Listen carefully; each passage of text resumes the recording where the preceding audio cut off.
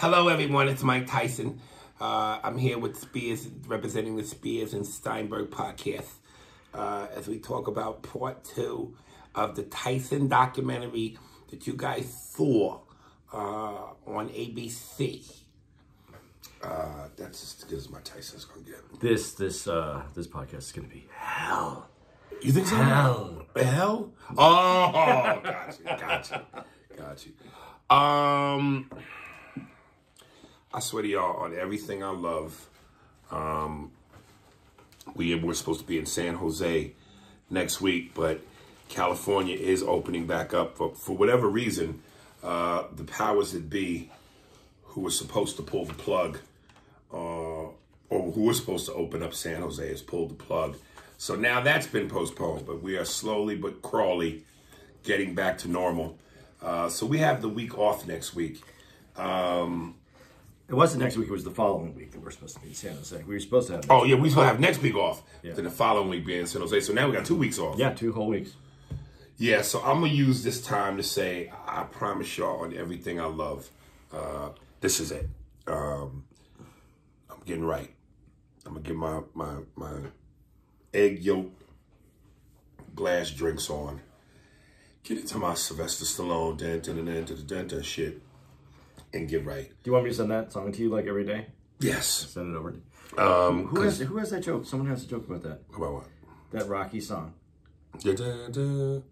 I never heard anybody. Yeah, they go. They were playing it every day to get themselves into shape. Oh, you know who it is? It's Neary. Oh, Neary said that? Yeah, he has a joke about it, but he goes, but it's 5.5 minutes long. Because I can't run for 5.5 minutes. Oh, okay. Yeah, it's pretty funny. Yeah. Check out Neary Sands. I'd have to hear it. Check out Neary Sands, you guys. Anyway, we're here right now in Irvine at the Improv, and they're open back up, of course, limited capacity. Tyson did. And Of course. And before we decided to do the podcast, we had to eat real quick, and we ate some shit. And now the nigga-itis, I'm fighting it. But I'm going to be all right. I'm saying all that to say I'm about to get my shit together, man. I know I say this all the time, but I'm really about to try to get my shit together. So I just want to confirm this for myself and for the people listening. Yeah. You're going to get your start like Monday, you're going to start, or you're going to start 2 weeks from Monday? Tomorrow you're on it. Tomorrow. Okay. You know what I mean? I've been trying, but it's not easy. It's hard on the road. It is. It's hard, period. It's hard, period. But when you're on the road, and like this morning, we didn't want to go out and grab anything. Right. You just did here, and it's easy. It's so easy to eat shitty. But And I want to say, first of all, welcome to all the new listeners. If you are new, I hate to sound repetitive to the people that listen to this because they already know. But for you that don't, for those of you, for the boties, for those of you who don't, if you can, listen to this episode, but start at episode 1. Go in order. Track the growth. Watch the Cosby kids go from kids to adults. You know, watch Keisha Knight Pulliam grow up. Watch Malcolm Jamal Warner grow hair on his nuts. You know what I mean? Follow us. Track us. Grow. See the jokes. They'll make sense to you. The callbacks. All of that shit. Start from episode 1 and binge, man. Have a ball. So that way everything makes sense to you as we slide into the future. A lot of people wrote me and said they loved the gay Rocky. And, you know, I've said this before, as comics, anytime we do a set, there's always after the set where we think about, fuck, we reanalyze and go, what could I have said? What should I have said? What did I forget? And it fucked me up because I'm such a perfectionist when it comes to the skits and some of the shit we do on the podcast, which 99.9% of the time is spontaneous. So when you get it, you get your food to order. So sometimes I might forget to put butter on the toast as I'm just serving you your shit. But there was the moment where I wish I had said, when I did that thing about Sly going, my kid being born is going to stay in the history of my life. And I wanted to do the guy in the crowd that goes, we love you, Rock. Yeah, and I love you too. And then finish it out with, and I just want to say one thing to my man at home. Hey, yo, Steven, I did it. Because I didn't say it, because when he goes, my wife at home, I just it made me laugh when I went, my man at home. It's the most machoist, gayest thing that you could ever say and still try to be macho. So there was a correction on that. And then also, when the nigga with the, what was his name? Junebug Spade. Yeah. Junebug Spade. When he was talking to the guys, all right, boys, go find a nigger rape my daughter, Junebug Spade. After the one guy went, was it Randfoots? No, it wasn't Randfoots. Pay attention. She already said who it was. Then I want to do another voice to just give it some more complexity. Was that nigga Leroy Furious? Nope, wasn't Leroy Furious. He's been missing for quite some time. As a matter of fact, I went down to the local post office and I saw his picture on a missing persons page. And right next to that picture was another picture of a missing Negro gal. Runs by the name of Farrah. And apparently she's from Portland. We're getting off topic now, boys. So, damn, I was like, fuck, it could have been better. So, well, since you brought up Portland, though, we will be there June 25th through the 27th, as long as Portland continues to remain open. Farrah, what's wrong, baby? You gonna come out? Talk to us, baby. You gonna come and there's a good email that I got of a dude addressing Farrah's absence. And he gives kudos to you, Andy. I'm going to paraphrase, but he basically is saying, you know, for Farrah to talk all that shit, and the moment Andy checks her, for her to go missing, feels like a cowardly move. Now, I can't speak for Farrah's intentions, but Farrah, you know we love you, baby. Why are you not writing in? Are you still listening? Have you abandoned us?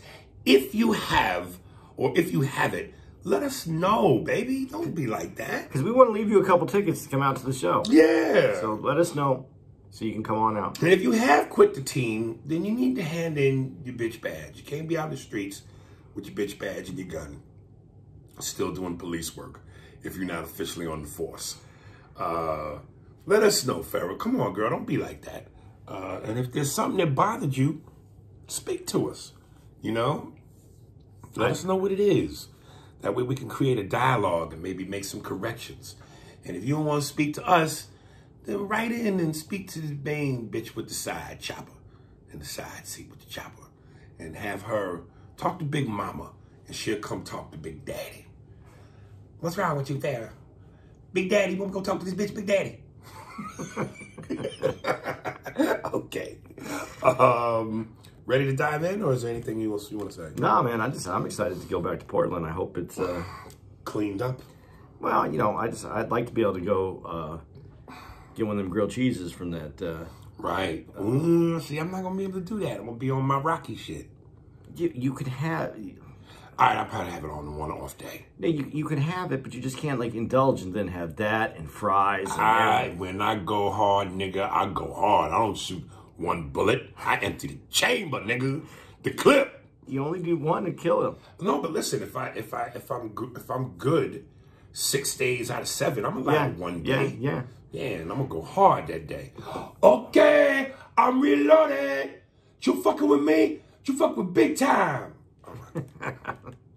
All right, Tyson Part 2. Yeah. What do you think? You want to go first? Or? No, I want you to. You're the more passionate one about Tyson. I thought this was. I really think it gave me a little bit more information. Mm-hmm. Let me just see. Look at my notes real quick. You know, they kind of opened this one up talking about the Black Miss America pageant that took place in Indianapolis, which, of course, is where Mike was accused of such a felonious caper. And one of the black women that was being interviewed was like, you know, when Mike came through, it was like, yeah, there was a lot of black celebrities there, but when Mike was there, it was like pandemonium. It was like all these women were screaming for him, clawing at him, throwing their panties at him. It was like he is this sports icon. And I just wish, please, for the love of God, can some women just flat out be fucking honest and go, it's about the money. It's about the fame. Because come on, Mike was not a good looking man.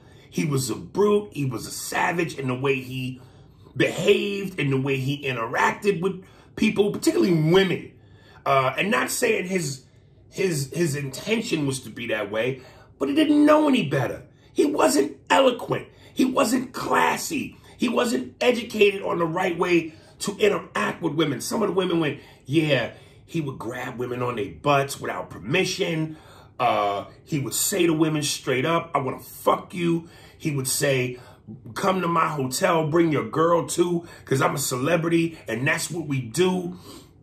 And the one girl was like, when he said, he says to her, where you from? And she goes, I'm from Atlanta. He goes, oh, you Southern girl. Yeah, y'all like to eat. I like to eat. And I'm not talking about food. And she said she immediately went, I'm not down with that, and pulled out.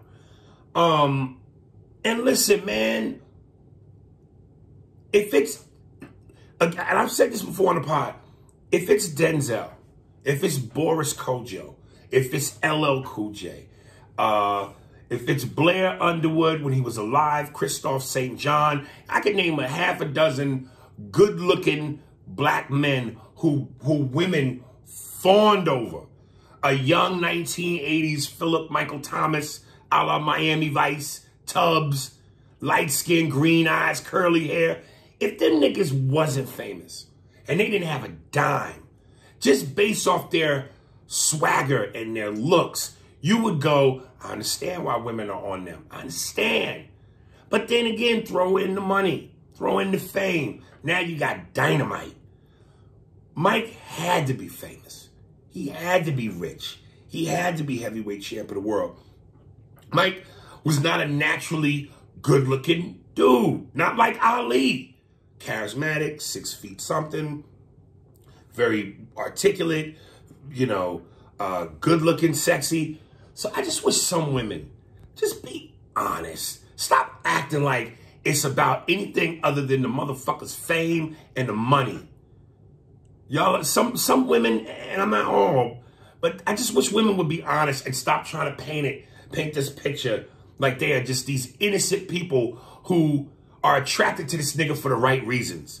You see an opportunity. There's some vulture shit going on. All right. Her excuse, and it was that her dad, it was huge. Her dad was a huge fan of Tyson, and that's why she looked up to Tyson, and there was some connection there. Are you talking about Desiree Washington herself? Yeah. Okay, I was just talking about the women in general. Okay, no, I'm just saying from the show, because I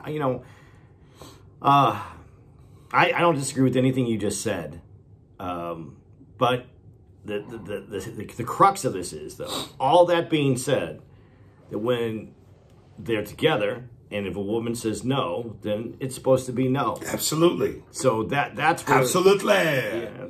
No is no. You can't, if she says no, you can't force your way like the Terminator. Absolutely. Can I have pussy? No, he, no, he. So that being said, but how do you? This is the hardest part that I had with it, and I remember growing up when this happened, and I was confused because it's supposed to be about evidence. It's how you get convicted, right? And so two people are in a room, and one says, I don't know how to phrase this the right way because it doesn't make sense to me. One's saying that she said no, and the other one said, I didn't steal the pussy. Right. So, well, it's like the lawyer said, rape cases are the hardest because it's he said, she said. Right. So what are you basing this conviction on? And that was the part that was hard for me. And it was based on a jury that was put against. I mean, everything was against Tyson on this. Everything that they did, and I'm not trying to defend sexual assault. I'm trying to defend a system that seemed had broken down at that moment where this guy wasn't going to get a fair shot. I think to answer your question, though, when you go, what is it that decides if it's he said, she said, it's ultimately who they believe, who they feel emotionally sympathetic towards. Because when they were talking about that, and again, this is what I'm saying in terms of Mike's eloquence and his intelligence. The one guy said the moment that jury heard Mike say out of his own mouth, I want to fuck her. I wanted to fuck her. you could hear a pin drop in the room. They almost gasp like, oh, there's the savage. And then here you have this frail, barely 100-pound girl with that soft spoken voice. And I told him no, and da-da-da-da-da-da-da. And you hear, I wanted to fuck her. Urgh, there's the beast. So there you go. You know, and I know this isn't the way that we're supposed to be thinking today. But like you said earlier, and again, this is not against anyone or putting blame on someone else. This is just common sense. And this is where I think some things really get missed. And although men are responsible for their actions, I think some common sense has to be used. You heard one woman say, Mike Tyson said, what did he say that you said? I like to eat. Right, and I'm not talking about food. She got where she was like, no, I'm not going to be part of that. Everybody knew that. He was great. He grabbed asses. Everybody knew.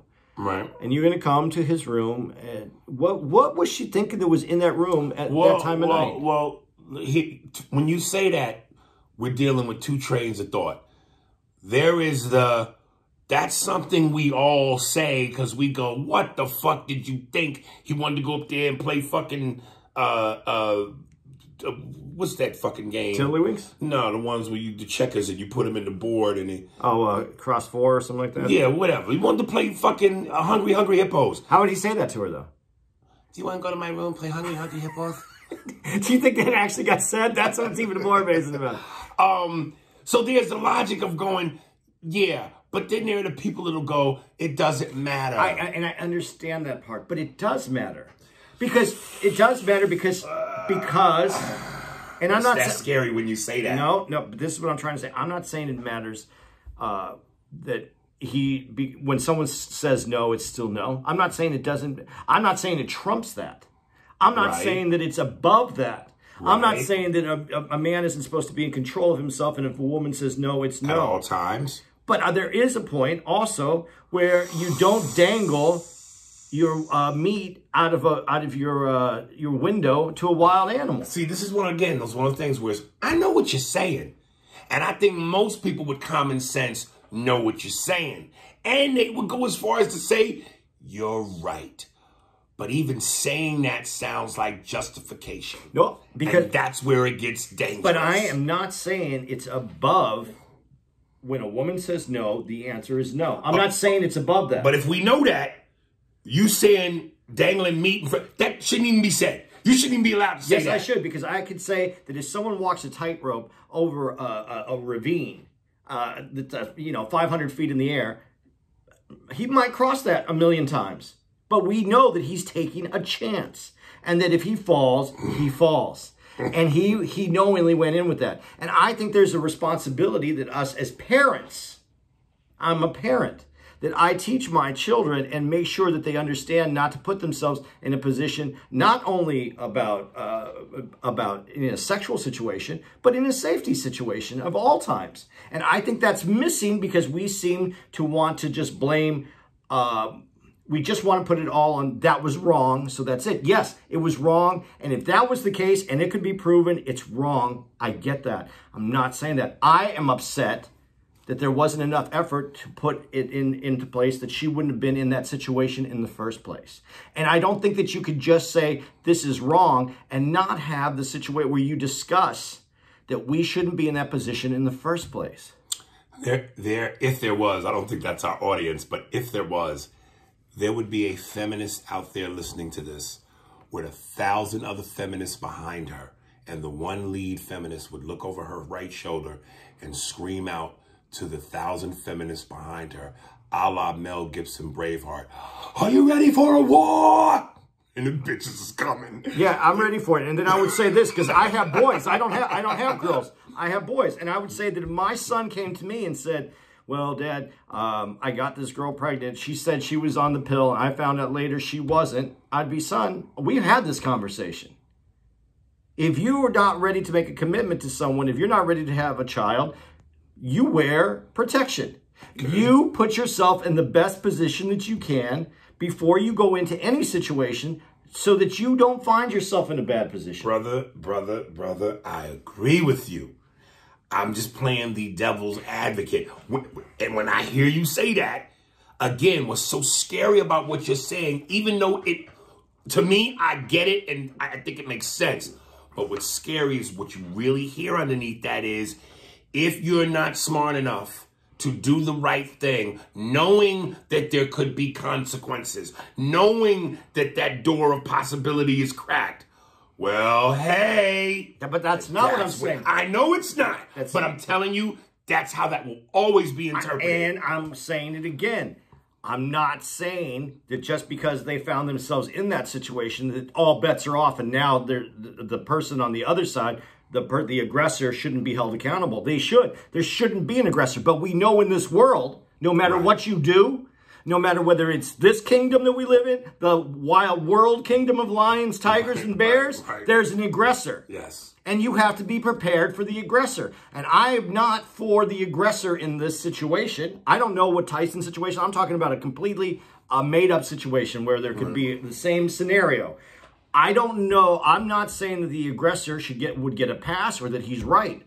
What I'm saying is you got to protect yourself and don't find yourself. And we need to make sure that we don't find our young ones in that situation. Right. And that's our responsibility. We need to do a job to make sure that they understand that. And it's still going to happen. Yes. And we will take care of it as it does happen. But I'm not, I'm going to do this for you. Here. Ha! I will say this. And this to me with certain subjects, like when you talk about black people and race and the N-word, it feels like we have a patent on it. So we're not saying people of non-blackness can't talk about it, but this is our shit. This is our struggle. This has been our history. It feels like to me with this, it's almost like with women, and it's their body, it's their right, abortion. Men can only say so much because this is not, we don't have the patent on this. And I'm saying that to say this. I think more women should be vocal about this because I think there are women out there, as long as they're not strong, hard feminists, that agree with you, that understand where you're coming from. Because even when they interviewed some of the women on the street, some of the women boldly said, what you going to his room at 2 in the morning for? You know what's up. Because when a man says things about this, it's the man. We're already behind the 8 ball because we the beasts with the dicks that are just dogs and fucked up motherfuckers. Women, I wish more women would come out. And I'm not saying they would defend it, but at least let your voices be heard and go, hey, Andy's not off in terms of his assessment. Again, not excusing anything, not saying it's you know what I mean? But just more women come out and go, yo, speak on this shit. Okay, before I end this, because you made it, when I heard you say it, I want to make sure that what I said actually gets heard. I am not defending a man who aggressively does anything to a woman if she says no, it's no. I yes, get that. Absolutely. There's nothing in there. I'm saying preventive medicine.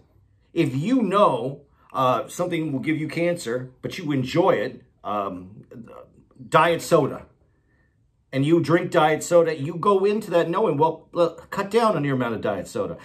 That's what I'm saying, preventive medicine. You are part of what causes, you know that this could happen, and you still do it. So going to someone's room, that's what I'm saying is, I'm not blaming the girl for going to the room. I'm not blaming the parent. I'm blaming that the conversation isn't being heard because we're focused on the aggressor instead of some prevention at the same time. My point is, it's so delicate a thing. I get that. We can't even have the conversation because we're dudes. That's what I'm saying. Women need to lead that conversation. I understand what you're saying. I'm saying I want to protect children. I want to protect the youth. I want to protect them so that they know what to look for and to be aware of their situation. Like we would teach our children to be aware of their surroundings. Right. Why let someone go into that situation? And when we just put it on on an aggressive male, we forget that we need to continue to make sure that our kids are aware. Now, if someone does something aggressive to our kids, we want them. We want to get them for what that is. I'm not taking anything away from whatever the feminists want to say about that. I'm saying it's a two-part conversation. Right. I want to speak on the Desiree situation, but before I do, I want to go back a second. You know, and here's the thing, again, that was so, because as much as I love Mike, hearing that made me cringe. When the woman was like, you know, Mike, I'll eat, but not food. I want to fuck you. Bring your friend. That's what celebrities do. And it's like, unless you, and it happens. Trust me, I know I've had it happen. Unless you meet a woman with that same energy as you, that same drive. And some broads, Chris Rock even alluded to it in one of his specials where he goes, I'm famous, but not like Denzel, where women look at Denzel and they go, I want to fuck him. Right. Straight up. They might want to fuck Chris, but it ain't like Denzel. But unless you meet a woman that has that energy of, ooh, nigga, ooh, you want to eat this pussy? Shit, I want to suck your dick. You want to fuck me as bad as I want to fuck you? I want to give it to you as aggressive and with the same tone as you're giving it to me. And those women exist. But unless you're dealing with that kind of woman, here's what Mike didn't understand. Not to say that the woman that is eloquent or sophisticated or intelligent doesn't want to fuck you. They want to fuck you probably as aggressive as you want to fuck her.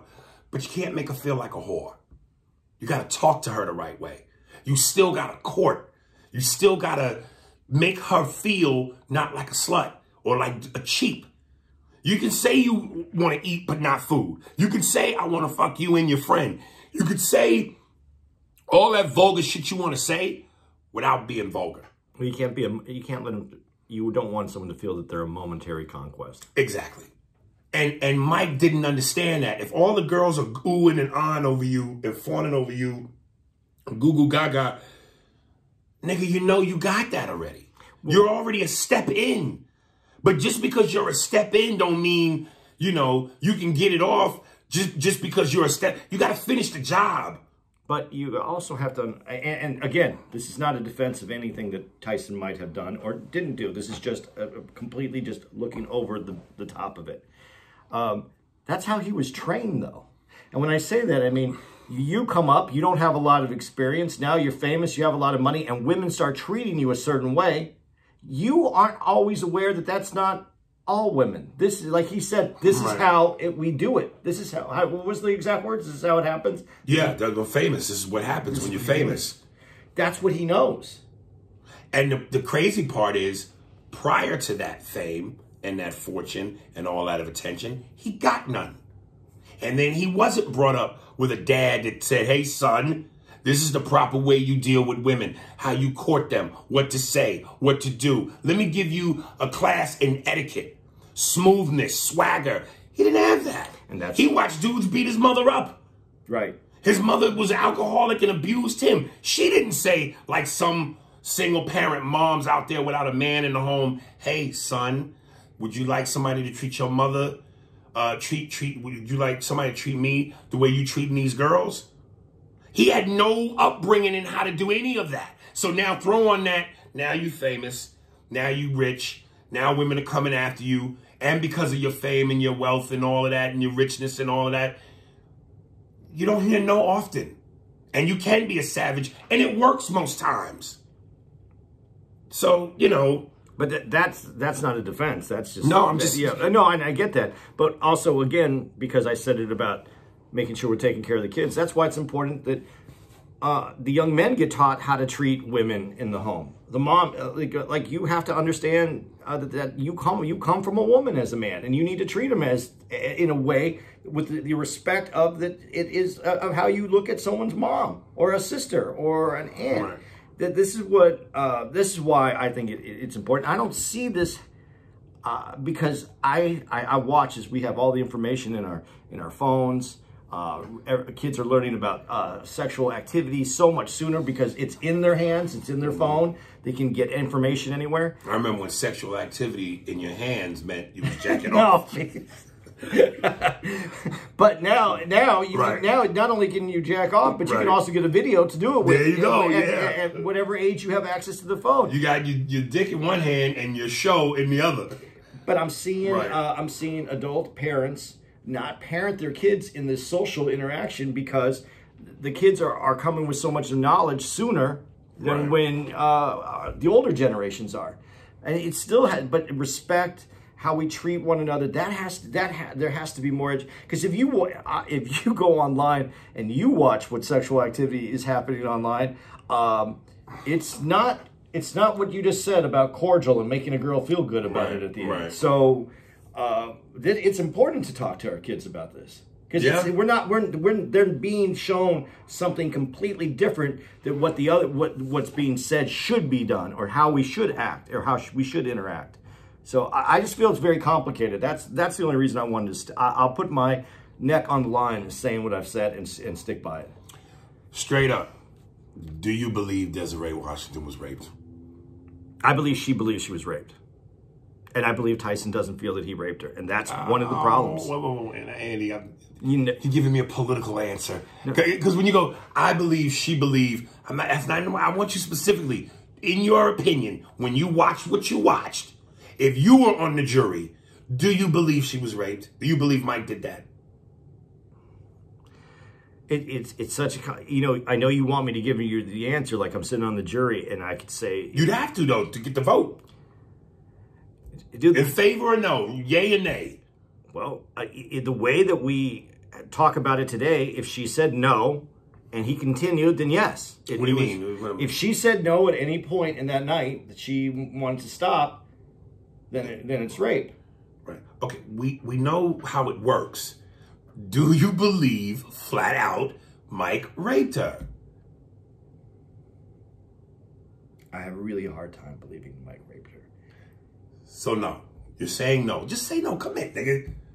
I have a really hard time believing it. I'd have to... I wasn't... But why the hesitation? Because I'm not on the jury. I didn't hear everything that they said. I'm going by what if... What's your gut tell you, man? No, he didn't. I think if there was a jury today and he got the right people, there was people in the jury that actually looked like Mike or represented anything that Mike was, and he had a better attorney that didn't lead him down the road that the defense that they talked about, I'm a bad guy defense. Mm-hmm. No, I don't think he gets convicted. I don't think he gets convicted today. So no, I would have to go no. Okay, I emphatically say no. And here's why I brought this up, and I put in a note. One of the beauty contestants said, and they quoted Desiree Washington as saying, Mike is dumb, and Robin got all that money. I should get paid too. Yeah, and she said she didn't say that, though. Of course they do. I know. But one of the other girls said she did. She did. Now, let me tell you something. If that is true, my first question becomes, how the fuck is that not entered into evidence? I don't know. And that's why I have a huge problem with this. And I have a huge problem that they didn't reopen the case. What was that when you get a new trial? Appeal. Appeal and then get a retrial. Get a retrial. There should have been a retrial. There was a lot of things were wrong with that. Well, that is where it feels he didn't get a retrial. That is where it feels Indiana, home of the Klan. And I'm not saying it's all connected, but a black man on trial, he's the monster, he's the sexual beast, the typical stereotype, my dick, raping, pillaging, and white folks hearing, which was pretty much an all-white jury, this nigga, I want to fuck you, this dainty girl. Yeah, something in that. And younger, and she was young. At 18. So, but that is what, that right there is what got him. The fact that it's an all-white jury. They'd hear him say, yeah, I want to fuck you. And Mike said it out of his own words. And Mike's saying it, I want to fuck you. Whether he said fuck you or intercourse. He said fuck you. I'm just saying, I don't think it would have mattered. But I think it would have mattered a little bit. If he would have said, if he would have went in there and said that I was sexually attracted to her. I was. Mm-hmm. I think we both understood I was sexually attracted to her. Instead of saying, we both understood I wanted to fuck her. Right. But that's what they were selling at that. That's what I don't understand that case. And again, I don't think it goes down the same way today. I and this is not just me because I'm a Tyson fan. I think she's a liar. I think she lied. I think I don't know what he did in the room to piss her off. But something he either did or didn't do made her feel like a whore, made her feel cheap. And when you have a statement or when it's been said, you've allegedly said he's dumb and Robin got paid. Come on, man. That to me, this ain't rocket science. Yeah, but you're going, okay, but as we go about how we feel about the trial and what was said, you're going off of someone saying that she said that, but with no evidence either, because anybody can say anything that they want about somebody. Well, then that's what the whole case is, isn't it? Right, but that... No evidence. But that is enough. So if we're going to play that game? Then it's enough. Then it should be... Okay. Then it's... At least admissible as evidence. Right. And it should be, you know, when you ask me, do I believe he did it? It's hard because, again, it's a he said, she said, and we weren't there. Right.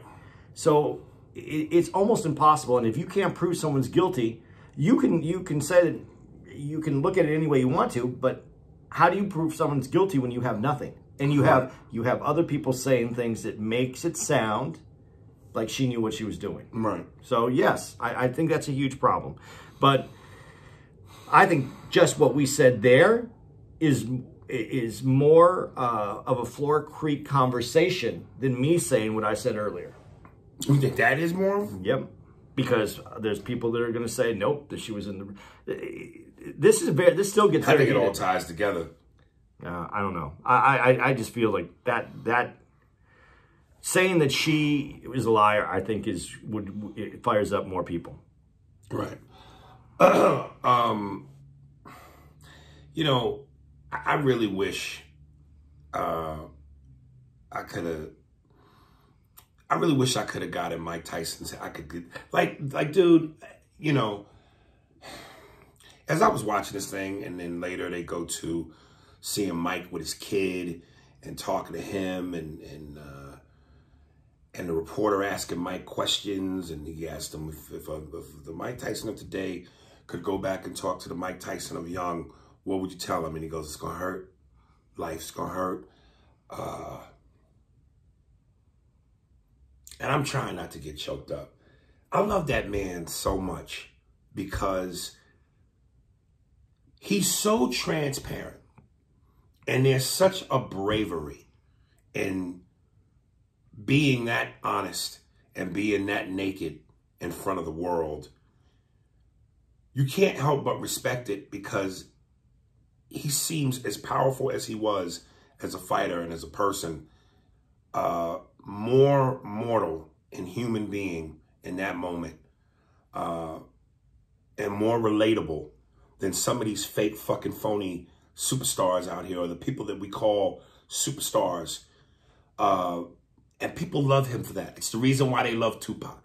It's the reason why they love DMX. And for the record, I don't want to get too off course here. For the love of God, I wish older white people would have learned how to say Tupac. The nigga's name ain't Tupac. I wanted to throw my Cheetos bag at the TV. Tupac Shakur, Tupac. It was Pac, motherfucker, not Pac. Tupac Shakur. But people like Pac and X and Tyson, that's why you love them, because they relate to the motherfucker the have-nots. And even with the money and the fame, a part of them is still connected to the have-nots. And I'm not sitting up here trying to paint my picture on some grand scale as equal to Tyson. But I will say that I see certain similarities in, again, the glitz, the glamour, the Hollywood shit, it's nice. I want it.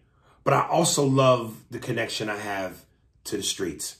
And I love it when people from the streets come up to me and say to me, yo, man, you this. Yo, love, respect. You one of the best.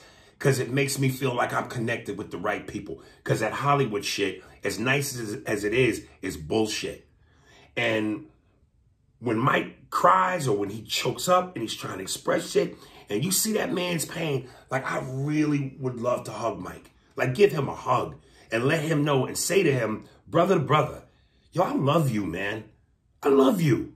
And even though Mike don't know me from Adam, really, and he might think it's weird, and I know he's heard it a million times, I feel that way about him, man. And I'm starting to think it probably was best I didn't do his podcast, because I would have been so entrenched in what I want to say, hoping that he can understand how much he means to me. I'd want to ask him so many questions that he probably wouldn't have wanted to dive into, areas he wouldn't have wanted to go into, and to the point I might have been annoying. You know what baffles me about that, you saying that? Is you know what annoys you, and you know how fandom can annoy you. And when you talk about Mike, you almost become like the people that you would be annoyed by. But you don't understand something.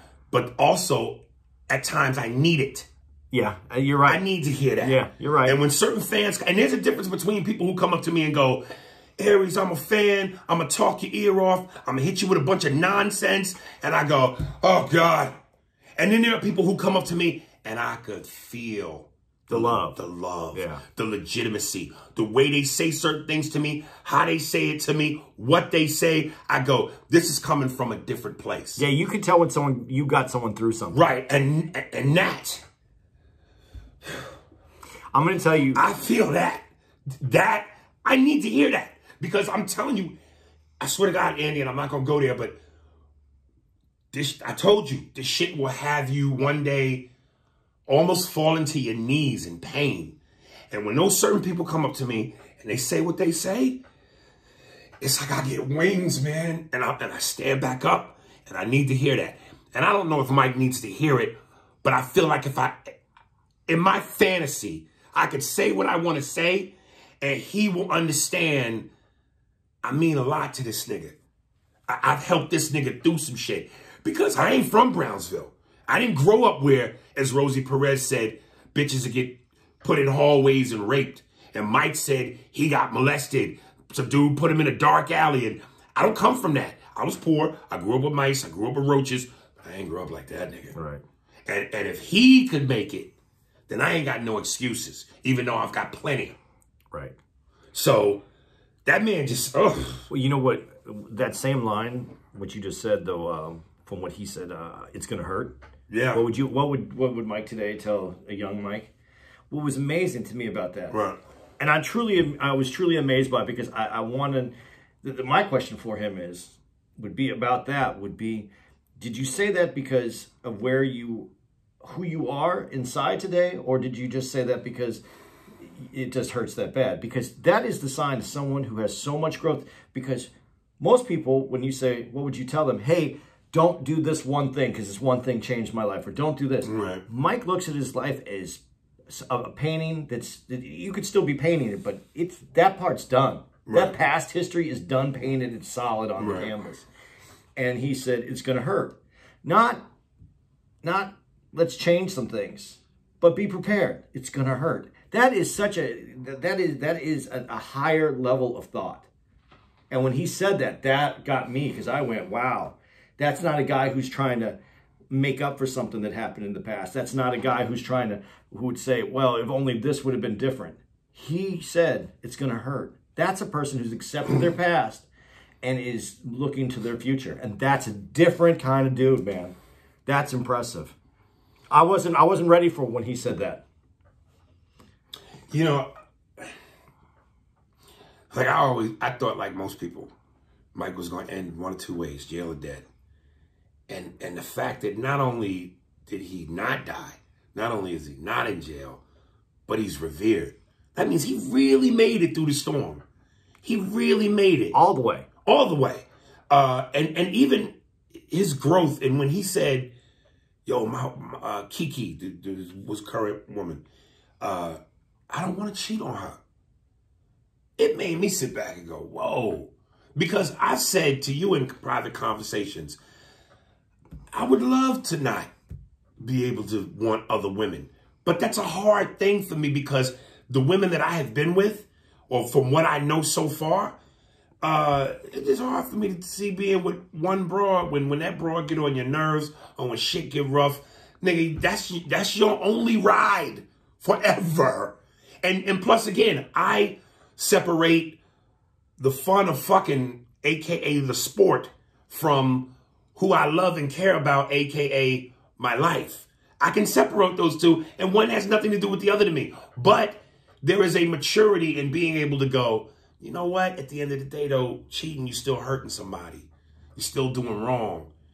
And like I said, Mike's book, Undisputed, when this nigga was fucking slinging dick like it was candy. And he's like, yo, I don't want to cheat on her. That's huge, man. It is, because to me, and this is all about growth to me, because that's all I'm trying to do at this point in my life, is to figure out really what this is about. And when Tyson says that, that means that dude actually likes himself now. Because you saw the whole career where he didn't like himself. He didn't like, and he says it so much in the books. You see it in the interviews prior when he's younger. You know, he likes himself now. And when you like yourself, you can receive good energy from the people that you want in your life, and you can feel good about yourself. I think cheating has a lot to do with you need someone to give you affirmation, because they like you, they want you, they need you, they feel, to get that energy from someone is what you're getting. See, but that's what I'm saying. That, I hear what you're saying, but to me the two don't equate. Like, I literally can go, yo, look at this bad bitch right here, a.k.a. Gemma or Miradigm. If I can, and they let me, I'm going to fuck them for the sport of how good that's going to feel. But I'm not going to leave my woman for them. Because that's my woman, and that's who I love, that's who I trust, that's who I've been with since forever. Me fucking them ain't about love. It's about the sport. Me with wifey, that's love. But if you put her feelings into that context, then that changes it. Put my wifey's feelings into the gun? Uh-huh. Yeah, I don't know my sporting rifle with my wife's feelings. But that's part of it. Sometimes them bullets is different bullets. Yeah, but sometimes the feelings, you gotta leave. I know what you're saying. You gotta leave that rifle at home. That rifle needs to stay at home. Right. Because, but you know what? And this is the beauty of life, is that I think the day that you go, I want to leave that rifle at home and not take it out, is the day that it all comes together. Because, and I'm not saying that, you know, it's not any better than, or because I know who you are, I know who I am, and I'm going to be, I love my girl, but I'm not going to say that I'm beyond approach. I'm not going to say that something could happen and I couldn't fuck something up. I could. We all can. Right. But the growth to become that better person, is to me, that's my only mission right now, is to find out how to be the better person that's in me. So when I see Tyson, I'm looking at him, and this is why what you said to me, you know, he went through the storm, he weathered. Dude, he's almost to me like I don't know how to say this without sounding dumb, but he's like a backyard guru. Like, you know, like I'm talking about, like, because to go through everything he's going through, and then to find out who he is, and then accept who he is, and find love and be able to give love. This is another level. It's another level, and I think to go through what he did to get there, because you brought this up, when the kiss cam comes on, right, and he kisses his girl, and he sees that it's on the camera, and he covers up his face, and I believe that was real. Absolutely, that's what made it so adorable. But that's also a man who's found himself, because he's sensitive, that he let everyone see that. Yes. That's an emotion. That's someone who is within themselves. And to be that, and I don't know. That's what I love about him, dude. There is no facade. There is no, who are you really? What you see, that is what, he is sushi, nigga. Raw, and there it is. But that's where we should all try to be heading But that takes bravery. It does. It takes guts. And most people don't have them kind of guts. Let me even throw it to stand up a little bit. What made Richard Pryor so great was his vulnerability. To talk about growing up in a whorehouse. To talk about the things most people wouldn't talk about.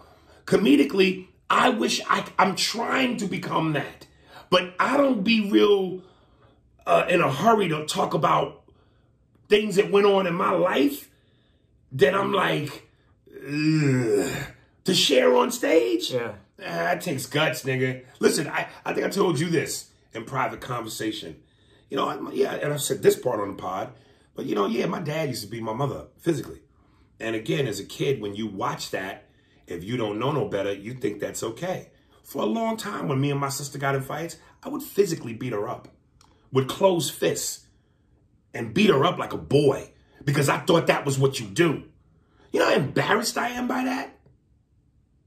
Yeah. So it's like, you know. But it doesn't define you. It actually. No, it doesn't. But to open up and be that truthful. To talk about it. To talk about that in front of the world, strangers.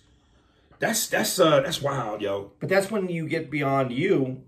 And if you could talk about that so that you're helping other people with humor to diffuse it so that other people don't, you and other people don't have to feel bad about themselves for doing it because they grew and they learned and they're apologetic for that. Right. That, you know, to me with comedy, and this is what a lot of people, where I go in a different way with comedy, and a lot of people do. I know that you tell a lot of truths in your comedy, but the truth is to take the worst things. And we're not talking about the worst things because we're trying to be edgy. It's when you can take something that's bad and you can make a smile even. Not necessarily even a huge laugh, but if you can get people to smile, to laugh, to change that thought process for just a second over something that was so horrible in life, that you give them a moment just to have a little bit of a break in it, that can open up the door for their healing. And that to me is the most important part about comedy. Because when I'm going to tell you, you know, when you talk about bravery, and you brought up Richard Pryor, when Richard Pryor says, you know, about sucking a dick, that is one of the boldest moves. And listen, I've worked with you for a few years, and I'm going to tell you, a black room is not the easiest room, and a black room for a black man, I can't even imagine to come on stage and explain how sucking a dick in a room. Jesus Christ, dude, that's why Richard Pryor is still the GOAT, because he's gone further out to me than anyone else, even today, has gone. With the close is Chappelle. But that's why, because the honesty, the integrity, to be able to go that far out there, and see Tyson be honest in this thing, and see him for who he is. You're right. It is powerful. And, you know, when I watched you get moved by it, and then I started talking about it, I got moved by it. And how many people have that kind of effect on the guy at home through a box? And I'm not trying to, you know, please believe me when I say this to the people listening. I'm not trying to selfishly put this on me and make it seem like, haha. I'm just saying there's certain things you relate to. And that's why I'm telling you, when I have people come up to me and they go, man, I love you, blah, blah, blah. I go, thank you, but yeah. And then there are people that, I'm telling you, it's a look in their eye. It's the way they shake my hand where it's deeper than just the last guy that told me. And I'm telling you, dude, I would be to Mike Tyson what Cult Soul is to us.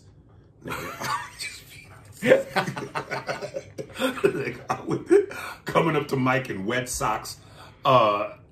And cause like, dude, it was, and I knew what the second half of the documentary was going to be, and I'm still going to watch it because it's Tyson, but I also know I'm not going to enjoy it as much as the first, because I know the second part is the downfall, and you don't want to see your heroes take the fall. And I just went, it pisses me off because at the end of the day, we could speculate, we could talk about this all day. We can't change what happened, and all we have are the facts.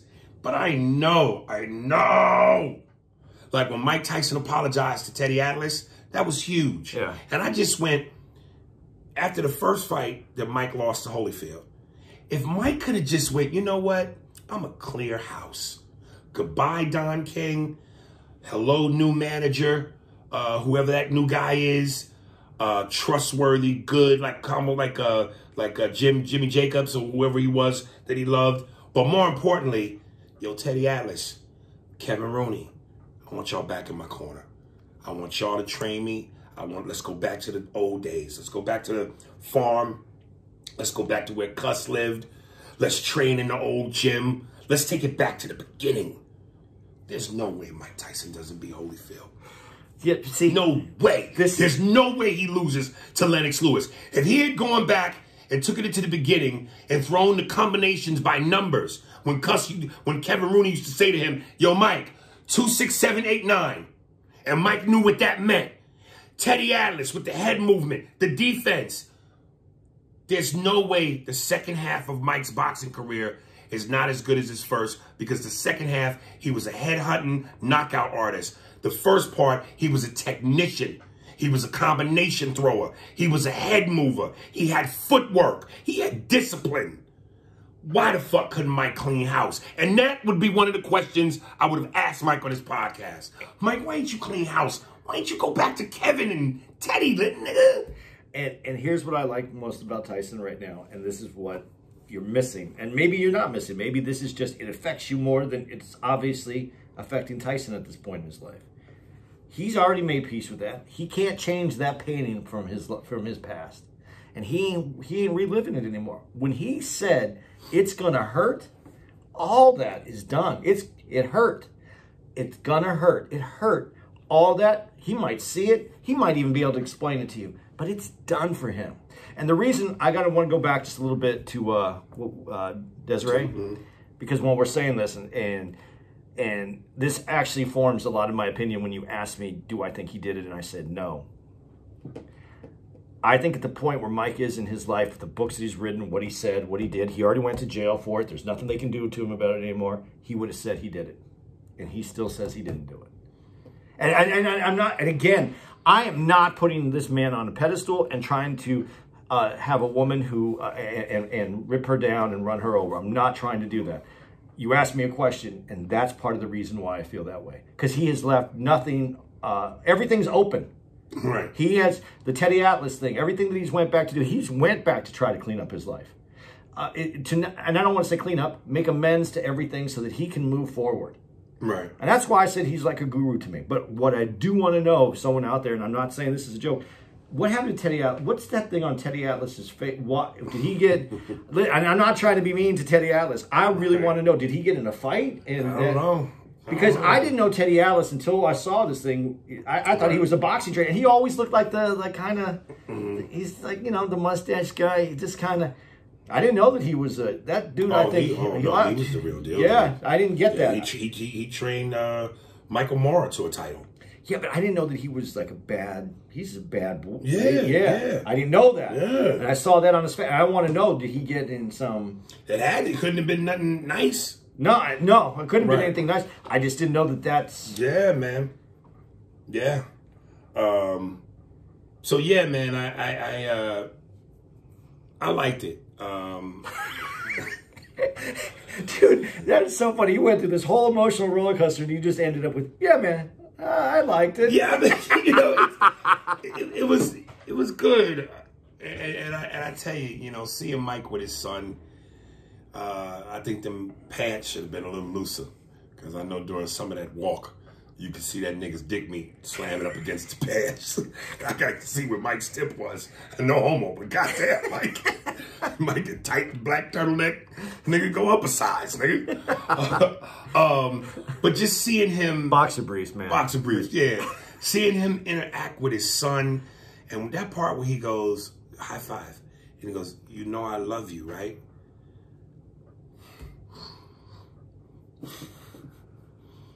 Come on, man. From a dude that was supposed to be dead or in jail to giving the love, and you could tell being a father is important to him. And he said being present. Being present, because he knows that other part of his life. Right, and then having lost his 4-year-old daughter during the accident, and a bad motherfucker to survive all of that, man. I know I couldn't. I barely feel like I can survive what I go through now, and I'm not nearly living that life or have lived that life. So that's a bad motherfucker, dude. There's no denying it, man. Honestly, I'm not a Tyson fan the way that you are, but when I watched that, I'm telling you, that part when he said it's going to hurt changed my whole opinion on who he was. Right. Not who he was. It's that who he was is who he is. But who he is right now, it's changed my whole. That's a man that has made has found his humanity in a way that most of us never will. And that's how I get pussy. All right, who's up on the who's on the turntable?